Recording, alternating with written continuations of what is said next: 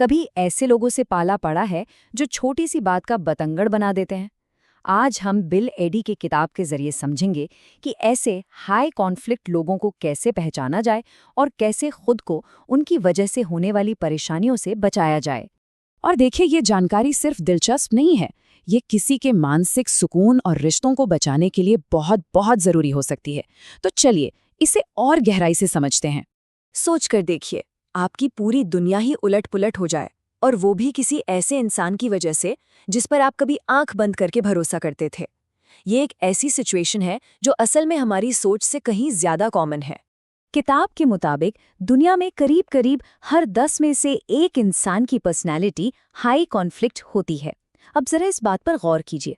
इसका मतलब ये हुआ कि ऐसे लोग हमारे ऑफिस में, हमारे पड़ोस में, यहाँ तक कि हमारे अपने परिवार में भी हो सकते हैं।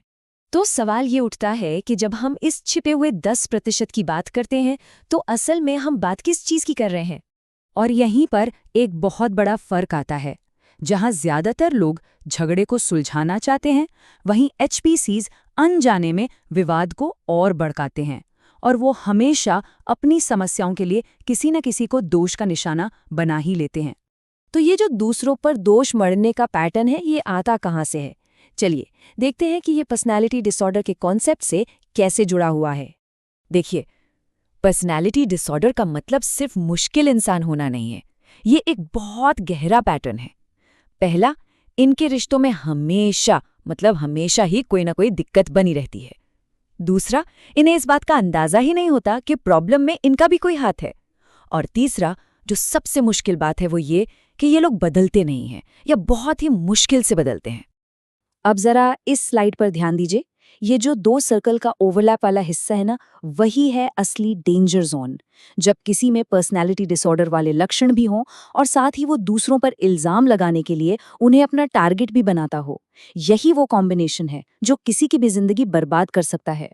और किताब के हिसाब से बिल एडी ने ऐसे 5 पर्सनैलिटी डिसऑर्डर्स की पहचान की है जिनमें एचसीपी बनने की संभावना सबसे ज्यादा होती है: narcissistic, borderline, anti social, paranoid और हिस्ट्रियोनिक। तो फिर इससे पहले कि बहुत देर हो जाए, इन पैटर्न्स को पहचाना कैसे जाए?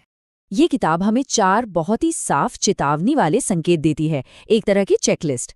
पहला है सब कुछ या कुछ नहीं वाली सोच, मतलब चीजें या तो 100% सही हैं या 100% गलत, बीच का कुछ है ही नहीं। दूसरा, इमोशंस का हद से ज्यादा होना, मतलब ऐसी भावनाएं जो उस सिचुएशन के हिसाब से बहुत ज्यादा हों। तीसरा, अजीब या धमकाने वाला बर्ताव। और चौथा, और ये सबसे जरूरी है, अपनी हर मुश्किल के लिए लगातार दूसरों को दोषी ठहराते रहना। अगर ये चारों संकेत एक साथ बार बार दिखें तो बहुत मुमकिन है कि आपका पाला एक एचसीपी से पड़ा है। तो सबसे जरूरी बात जो याद रखनी है वो ये है कि असली मुद्दा वो नहीं है जिस पर बहस हो रही है। असली मुद्दा तो उनके बर्ताव का वो पैटर्न है जो बार बार सामने आ रहा है। फोकस बहस से हटाकर पैटर्न पर लाना होगा। तो ऐसे लोगों को पहचानने के लिए किताब हमें 2 बहुत ही सिंपल लेकिन पावरफुल टूल्स देती है। पहला टूल एक सवाल है, एक बहुत ही सीधा लेकिन गहरा सवाल जो हमें खुद से पूछना है जब भी हम किसी का अजीबोगरीब बर्ताव देखें। और यही है 90% रूल। अगर हम किसी को कुछ ऐसा करते हुए देखते हैं जो 90% आम लोग कभी नहीं करेंगे, जैसे मान लीजिए मीटिंग के बीच में चिल्लाना या पब्लिक में किसी की बेइज्जती करना, तो ये सिर्फ एक खराब दिन की बात नहीं है, ये एक खतरनाक पैटर्न का संकेत हो सकता है।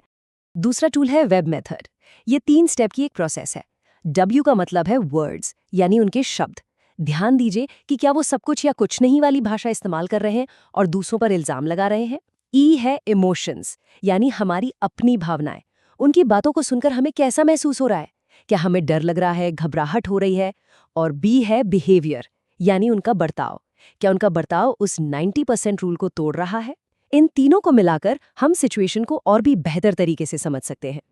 तो ये सब जानना आज की दुनिया में इतना जरूरी क्यों है? देखिए, इसका मकसद हर किसी पर शक करना नहीं है, इसका मकसद है पर्सनैलिटी अवेयरनेस बढ़ाना। ये जानकारी एक तरह से सेल्फ डिफेंस है, दोष का निशाना बनने से खुद को बचाने के लिए एक टीके की तरह है।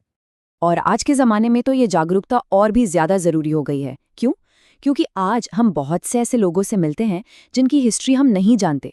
हमारे परिवार और समाज के बंधन भी पहले जैसे मजबूत नहीं रहे, तो वो सोशल फिल्टरिंग भी कम हो गई है।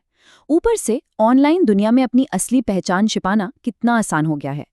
और हम इंसानों की फितरत है कि हम भरोसा कर लेते हैं, खासकर उन पर जो हमारे ग्रुप के लगते हैं। तो ये सारी जानकारी हमें लोगों के बर्ताव को देखने का एक नया चश्मा देती है। अब जब इन पैटर्न्स को पहचाना जा सकता है, तो असली सवाल ये उठता है कि अब अपने रिश्तों और बातचीत में क्या अलग किया जाएगा।